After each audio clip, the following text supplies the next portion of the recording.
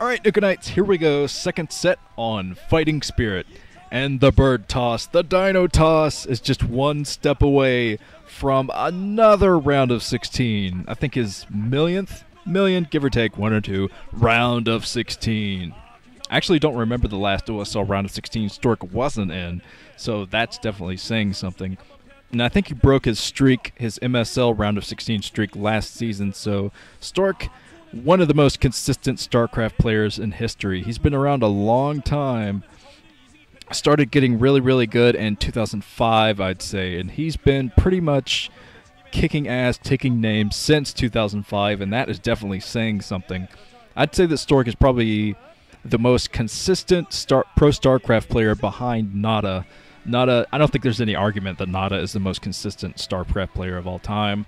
I mean, Nada is still pretty damn good, but I'd put Stork at the second spot there. Oh, Stork, sorry, I gave you second. Oh, man.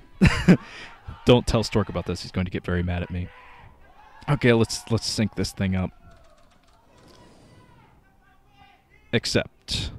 Okay, whatever. That was kind of delayed, but I'll sync it somehow. Down at the 5 o'clock position in Teal is HoGiL. So that means up at the 10 o'clock position in whatever color was Stork. Yeah, I was actually remembering back to the Air OSL selection. I'm not sure if you actually got to see that, the round of 16 selection, where the guys basically, they pulled little numbered balls out of a, well, I don't remember, just some little glass case. And Stork, he went over, he pulled out the number, and of course, it was the number 2, which was absolutely hilarious there. But poor Stork, always getting second place. And oh yeah, I am sticking with my original intro music, which is a remix of one of my own songs. And as you can tell, I worked on it a little bit, so I'm remixing a remix of my own song, which is just very bizarre. But I'm allowed to do it. It's my remix. Well, it's not my remix, but it's my original song. Whatever. But yes, I'm going to work on it a little bit more and probably get a couple more versions before it goes to the round of 16 intro, which I hope will be just as epic, because this intro is one of the best intros I've seen in a long time. A lot of great production value was put into it, I can tell. 3D graphics, all that stuff. Last season was pretty cool too, but you can tell they didn't spend a whole lot of money on it. And now that they got a sponsor like Korean Air, man, they have money to burn, I'd say. That's why I'm definitely anticipating a epic final. They're going to have some kind of weird airplane theme, I'm sure. Just not sure what that's going to be yet. They might have turbines behind both guys just spinning or something like that. It'll be cool no matter what. And it looks like Stork's coming down. He's going to see what HoGiL is up to. He's running around with that probe. String back here is getting his forge up, but he saw that hatchery, I'm sure, so he's going to know it's safe to throw down his Nexus before anything else. And the spawning pool, I see it. Yeah, there's a spawning pool. It is coming up for HoGiL, so he's not going for 3 hatch before a spawning pool or anything crazy like that. See, I definitely have HoGiL on the mind here, and HoGiL's actually doing a good job denying that Nexus for a little while. Usually don't see a Zerg deny the Nexus. Usually see the Protoss denying the hatchery. But yes, I do have HoGiL on the mind, because for the past week I've been working the late shift at work, so when everyone else leaves I go out and get some dinner, and every time I've gotten dinner, every night I've gotten a HoGiL from Jimmy John's that was basically just down the street from where I work. So it was very appropriate that HoGiL would be playing here today, and now I am starting to get hungry. I'm going to go make a sandwich right now. Be right back, guys. I'm kidding. Okay, it looks like HoGiL is starting to mine at his natural, and he put down his 6 o'clock base, so he's going for a standard macro game, which is the best idea. Cross positions, rush strategy is probably not going to be effective. Still no cannons whatsoever for Stork, so he probably did scout that 3rd hatchery. I didn't quite see if he did or not, but he's running around with his probe. He's eventually going to scout that. He's probably going to see the lair coming up. This looks like a very standard build from HoGiL this game. Not going for any craziness like the last game. At least I don't think he is. Just now putting down his gas unless Stork actually stole it. He was in there with a probe, so I'm not sure if he stole that gas or not. But looks like another hatchery coming up for HoGiL.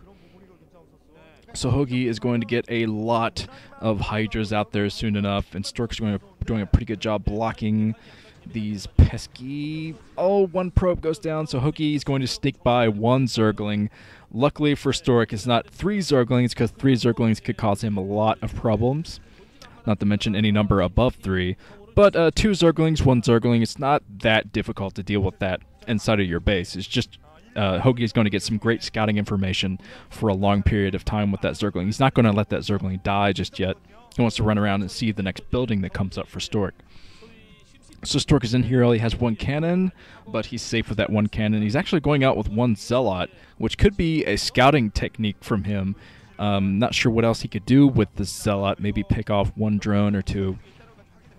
As he's sneaking by, yeah, he's going straight into the main, so this is kind of a buff scout from Stork. Probe goes down pretty quickly, but a Zealot, you can keep it alive a little bit longer. So he wants to come in here and make sure that lair is coming up, because he already knows that HoGiL is willing to go for a rush strategy. So he wants to make sure that HoGiL's not doing that again. He's going to stay in here probably as long as he can to see that lair finish. He's going, I don't trust you. You're going to cancel your lair and then go for 5-hatch Hydra or something. Looks like HoGiL's going to lose his Overlord. I don't think that Overlord's going to live. There is a Dragoon up there picking at it. So Stork already in a good position, taking out an Overlord. He's got the scouting information he needs. And if he has a Corsair on the way, he's going to have even more scouting information soon. So, yes, very important these days for a Protoss to keep on the scouting information, just constant scouting, especially in the early game, because there's no telling what a Zerg is going to do. There are a lot of options early game for a Zerg, and Protoss don't really have that many options. The Protoss options kick in around mid-game, I'd say, when you have the ability to go for kind of a Bisu build, drop some Dark Templars, kill the Overlords with the Corsairs, or you could go for a Corsair Reaver for those kind of drops, something like that, or a Goon Rush, or something like that. But all of those kick in the mid-game. And, okay, looks like Stork coming in with his Corsair. He's not going to be able to pick off an Overlord, I think. There is 1 Hydra out. He's going to see that Hydra and know that the Spire is a little bit late, and he knows that the Hydralisk Den came up before Spire, which may mean that HoGiL is preparing for another Hydra bust. And knowing that, it looks like Stork is transitioning into Corsair Reaver, and this is going to be very, very powerful on this map, I'd say, because he'll be able to defend this choke pretty easily. He won't have to throw down too many cannons as long as he has 1 or 2 Reavers at the front with the rest of his army. Coming down here with the Corsair, he's going to have to back off because there's 1 Hydra. Only 1 Hydra, though, so Stork trying to micro around, keeping 1 Corsair away. He's going to try to take out 2 Overlords, which could be horrible for HoGiL. HoGiL losing 1, losing 2 Overlords, and the Corsairs do not go down. Nicely played from Stork. That was some nice micro from him to take those out. Very nice game sense, knowing how long he could stay in there with those Corsairs. But okay, let's see what Stork is up to. He's going for a heavy tech build, so he's probably not going to have too many troops on the ground. And I see that some blood around the natural, so I think HoGiL tried to run by or something. And wow, Stork, where did these troops come from? Stork just snuck right into the main, and he's trying to take out the Spire.